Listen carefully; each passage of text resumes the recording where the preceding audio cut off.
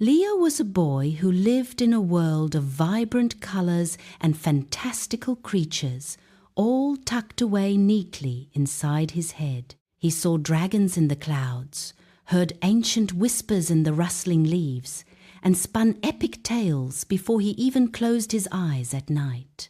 But when it came to English class, his inner world, so rich and boundless, would shrink into a tiny, silent corner. The words, which danced so freely in his imagination, became heavy, clumsy stones in his mouth. Every Tuesday morning, the English classroom felt like a cold, echoing cavern.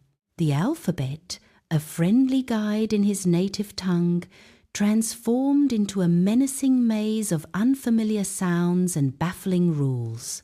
His classmates, with their easy laughter and fluent chatter, seemed to live on a different planet. Leo would sit at his desk, his small hands clasped tightly, his heart thrumming like a trapped bird against his ribs.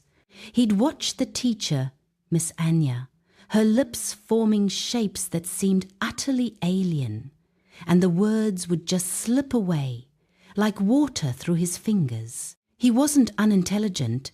In fact, he was quite bright. He understood concepts. He could solve complex puzzles.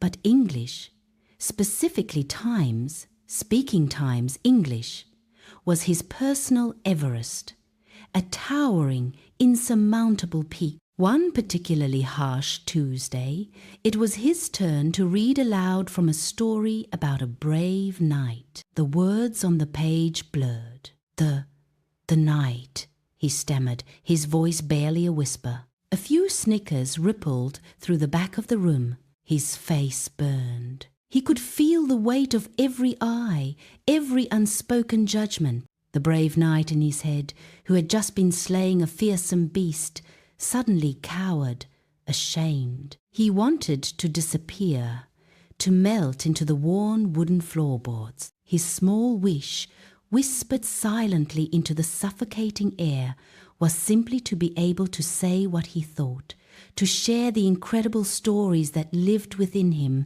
without this crushing fear, without this suffocating silence. Miss Anya, however, was not like the other teachers. She had eyes that saw beyond the surface, beyond the stammer and the averted gaze. She saw the way Leo's fingers traced the illustrations in his book, the subtle flicker of understanding in his eyes when a complex idea was explained, even if he couldn't articulate it. She saw the spark, even when it was hidden beneath layers of shyness and frustration. After class, as the other children rushed out, their voices echoing down the hall, Miss Anya approached Leo's desk. She didn't scold him, didn't even mention his reading. Instead, she simply placed a small, colorful picture book on his desk. It was about a little fox who loved to collect shiny pebbles. "Leo," she said, her voice soft, like a warm blanket, "I noticed you like stories. This one is quite charming. Would you like to read it with me after school, just for a little while?" Leo looked up, surprised. No one had ever offered him extra help like this, not without making him feel like a burden. He nodded, a tiny, almost imperceptible movement. And so began their quiet ritual. 3 times a week, after the last bell, Leo would stay behind. Miss Anya would read to him, slowly, patiently, pointing to the words, explaining the pictures. Sometimes she'd ask him to repeat a word or describe what he saw. His progress was painstakingly slow. He could understand more, his vocabulary grew, but when it came to forming sentences, to speaking freely, the invisible wall would rise again.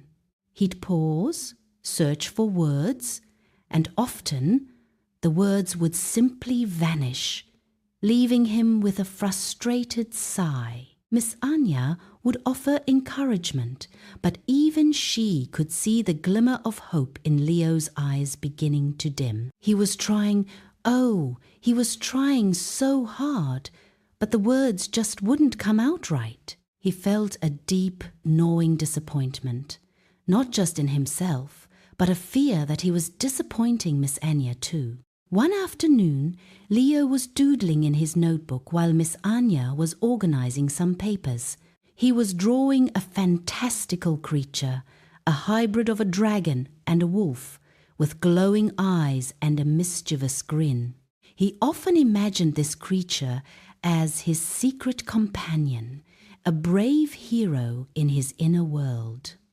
Miss Anya glanced over his shoulder. "Wow, Leo," she exclaimed, genuinely impressed. That's really epic." Leo froze. Epic. The word hung in the air, familiar yet new. It wasn't a word from their textbooks. It was a word he'd heard other kids use, a word from games, from movies. It felt cool, real. He looked at her, a question in his eyes. "Miss Anya smiled. Epic," she repeated, leaning closer. "It means really, really amazing, like super cool, incredible, legendary. It's a word people use when something is just mind-blowing." She made a gesture with her hands, as if an explosion of awesomeness had just occurred. Leo's lips twitched. He'd never seen a teacher act like that before. It was unexpected. Over the next few weeks, Miss Anya started subtly weaving these kinds of words into their sessions. Not formal slang, but expressions that felt current, relatable, and less intimidating than the rigid grammar rules. She'd say, "That's spot on," when he got an answer right, or "You're on fire today," when he showed a flash of understanding. She even started talking about his drawings. "This dragon," she said one day, pointing to his latest creation, "he looks like he's ready to level up." Leo's eyes widened. Level up. That was a gaming term, a term he understood perfectly. It was a term that meant progress, growth, becoming stronger. It was a term that resonated with his inner world, his secret language of heroes and quests. Miss Anya saw the flicker of connection. She realized that for Leo, formal English was a locked door, but these informal, vibrant expressions were like small, inviting windows. They weren't about perfect grammar. They were about conveying feeling, about being understood. She started encouraging him to use them. "What do you think of the story, Leo?"